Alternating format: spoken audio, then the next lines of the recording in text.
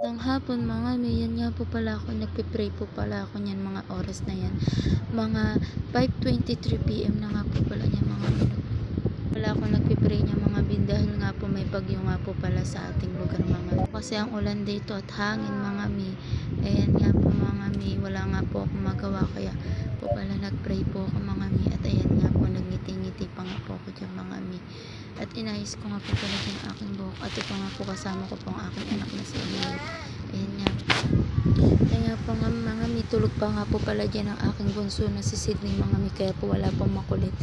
Ayan po, tulog po ang aking bunso dahil nakatulog po yun sa sobrang kakulitan. At ito nga po mga mi, inayos ko naman po dyan ang aking buhok dahil ang hangin-hangin po kasi lakas na electric pa namin mga mi.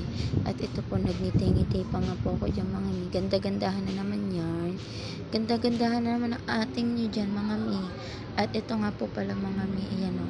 Nagngiti-ngiti na naman ako dyan. Pasimpuling ngiti yan. Judgment yarn. Pagkatapos mga mi, nakarinig po ako ng sounds. Ako po yung kumanta niya mga mi. Pasensya na po kayo dyan mga mi sa boses ko. Dahil sentonado nga po pala ako mga mi. Ayan nga po mga mi, sarap po sa pakaramdam pag kumakanta ka po ng pangkay Jesus mga mi. Sana nga po mga mi, wala na nga po pala dyan mga mi ang bagyo mga mi.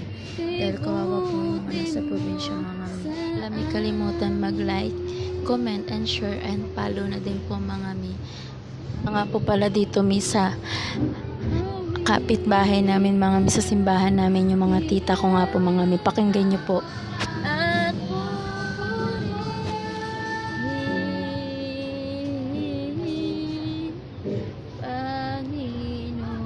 May mga nagbabanda nga din po pala dyan mga may mga nagpa-practice po sila para po sa Sunday po mga may na aming pagsasalo-saluhan, aming